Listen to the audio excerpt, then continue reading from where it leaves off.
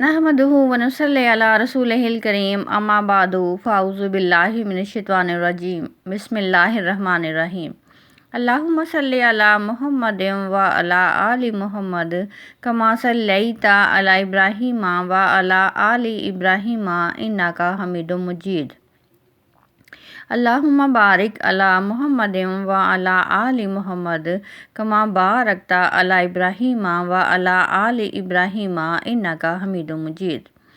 حضرت مریم علیہ السلام کی ذات کے بارے میں جانیں گے اور ان کی خاندانی معلومات حاصل کریں گے۔ حضرت مریم علیہ السلام کا واقعہ کیا ہے؟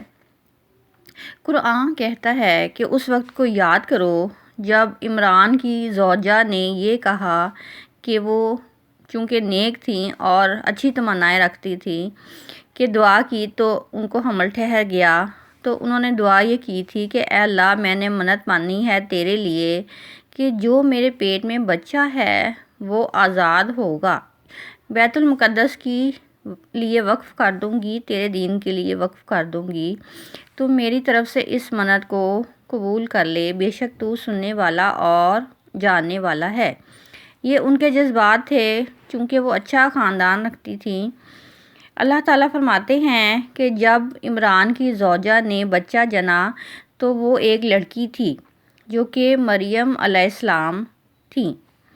چنانچہ جب مریم علیہ السلام بڑی ہوئیں اور زمانہ شباب میں قدم رکھا تو پاکیزہ تھیں۔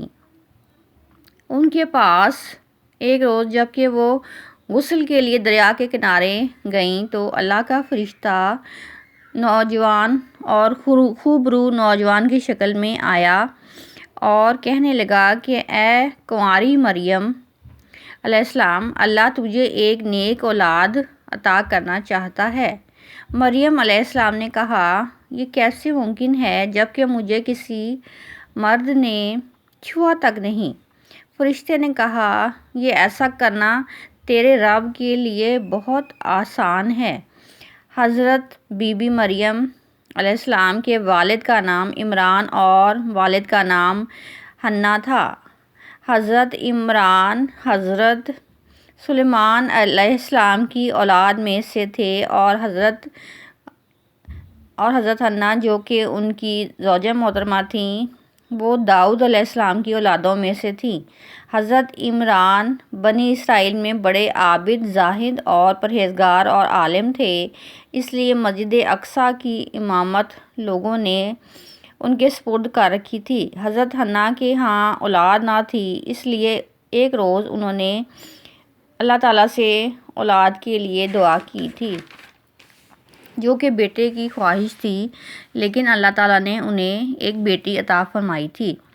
بنی اسرائیل میں یہ روایت تھی کہ اگر کسی کے ہاں لڑکا پیدا ہوتا اور وہ اسے اللہ تعالیٰ کی منت کے لیے نظر کرنا چاہتا تو وہ شادی نہ کرتا تھا، بلکہ دنیاوی دلچسپیوں میں بالکل حصہ نہیں لیتا تھا اور اپنا تمام وقت اللہ تعالیٰ کی عبادت میں گزارتا تھا۔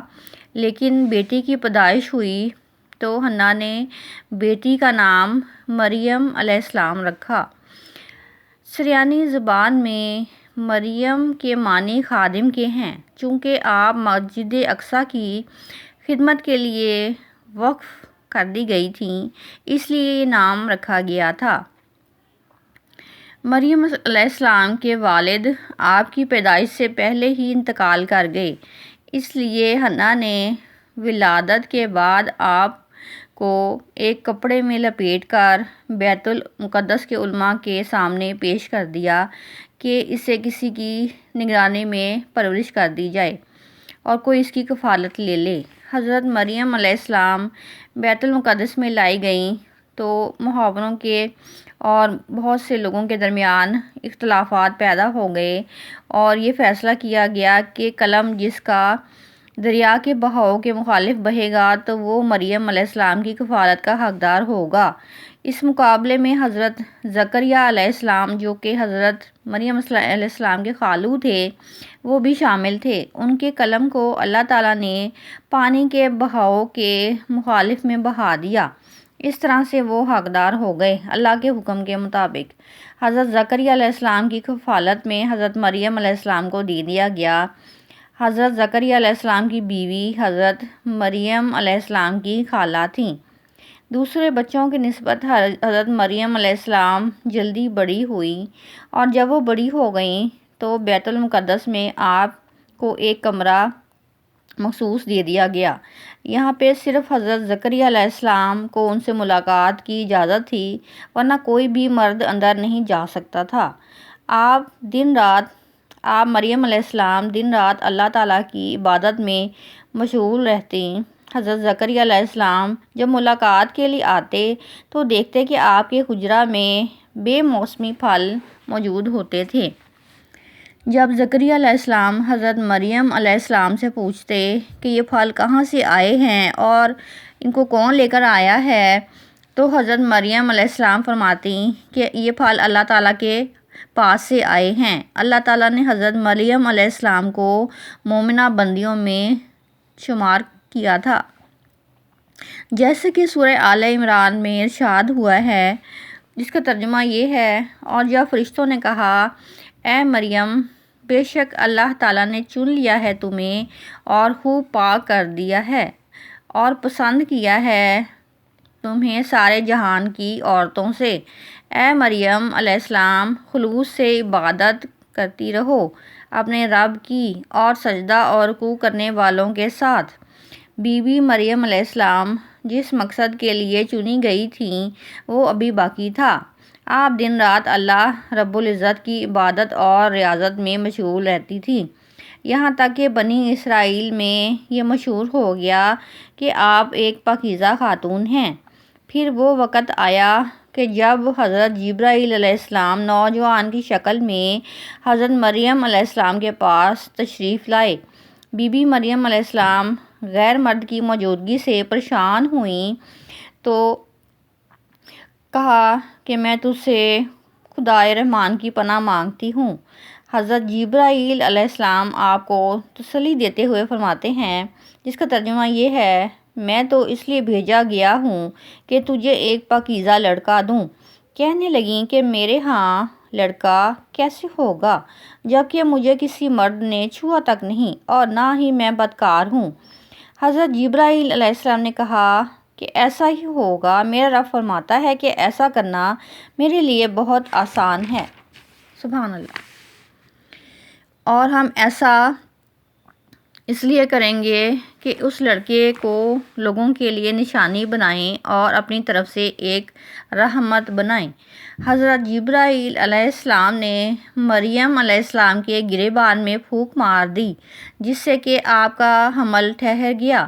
جب حضرت مریم علیہ السلام حاملہ ہوئیں تو یہ بات اسرائیل میں جنگل میں آگ کی طرح عام ہو گئی اور وہ الزامات لگانے لگے۔ حضرت مریم علیہ السلام دور ایک مقام پر جا کر ٹھہری اور بیت المقدس کو چھوڑ دیا۔ کچھ ہی عرصے بعد انہیں درد ذرہ شروع ہو گئی تو ایک درخت کے کنارے سہارا لیا اور تنے کو پکڑ کر بیٹھ گئیں۔ جس درخت کے پاس بیٹھی تھیں وہ ایک خشک درخت تھا، مگر اللہ تعالیٰ کے حکم سے جب وہ اسے ہاتھ لگاتی تو معجزے سے وہ پھل دینے لگتا، اور درد ذرہ سے گھبرا گئیں، کہنے لگیں کہ کاش میں اس سے پہلے مر گئی ہوتی اور بھولی بسری ہو گئی ہوتی۔ اس مشکل وقت میں اللہ تعالیٰ نے حضرت مریم علیہ السلام کے قدموں کے قریب ہی ایک نہر جاری کر دی۔ ندا آئی کہ پانی پیو اور کھجوروں کو کھاؤ کہ جسم کو تقویت پہنچے، پھر اپنی اولاد کو دیکھ کر آنکھوں کو ٹھنڈک پہنچاؤ۔ اسی عالم میں حضرت عیسیٰ علیہ السلام کی پیدائش ہو گئی۔ آپ اپنے بیٹے کو قوم کے پاس لے آئی۔ قوم کے لوگ غضبناک ہوئے اور الزام تلاشی کرنے لگے، کہنے لگے کہ اے مریم، یہ تو نے کیا کام کیا؟ نہ تو تیرا باپ ایک برا آدمی تھا اور نہ ہی تیری ماں بدکار تھی۔ یہ طعنہ بازی جاری تھی، جبکہ حضرت مریم علیہ السلام نے بیٹے کی طرف اشارہ کرتے ہوئے کہا کہ اس بیٹے سے بات کر لو۔ لوگوں نے کہا کہ بھلا یہ دودھ پیتا بچہ ہمارے سوال کا جواب کیسے دے گا؟ اچانک حضرت عیسیٰ علیہ السلام نے بولنا شروع کر دیا۔ بچے نے کہا، بے شک میں اللہ کا بندہ ہوں، مجھے اس نے کتاب دی ہے اور مجھے نبی بنایا ہے اور مجھے بابرکت بنایا ہے جہاں کہیں ہوں، اور مجھے نماز اور زکوٰۃ کی نصیحت کی ہے جب تک میں زندہ ہوں، اور اپنی ماں کے ساتھ نیکی کرنے والا، اور مجھے سرکش اور بدبخت نہیں بنایا، اور مجھ پر سلام ہے جس دن میں پیدا ہوا اور جس دن مروں گا اور جس دن زندہ کر کے اٹھایا جاؤں گا۔ اس کے بعد حضرت مریم علیہ السلام حضرت عیسیٰ علیہ السلام کو لے کر مصر چلی گئیں۔ جب عیسیٰ علیہ السلام 13 برس کے ہوئے تو بیت المقدس واپس تشریف لے آئیں۔ روایات میں حضرت مریم علیہ السلام کی تاریخ وفات 35 عیسوی اور آپ کی عمر 51 سال ہے۔ اسلام کے علاوہ کیتھولک عیسائی بھی حضرت مریم علیہ السلام کو نہایت عقیدت سے یاد رکھتے ہیں، اور آپ وہ واحد خاتون ہیں جن کا نام قرآن پاک میں ہے، اور بائبل کے پرانے عہد نامے میں آپ کا نام موجود ہے۔ حضرت عائشہ رضی اللہ تعالیٰ عنہا، جو کہ نبی پاک صلی اللہ علیہ وآلہ وسلم کی زوجہ محترمہ ہیں، ان سے روایت ہے کہ نبی پاک صلی اللہ علیہ وآلہ وسلم نے فرمایا، اللہ تعالیٰ نے مجھے خبر دی ہے کہ جنت میں میرا نکاح مریم بنت عمران، موسیٰ کی بہن کلثوم اور فرعون کی عورت آسیہ رضی اللہ تعالیٰ عنہا سے ہوگا۔ سبحان اللہ۔ وآخر دعوانا ان الحمد للہ رب العالمین۔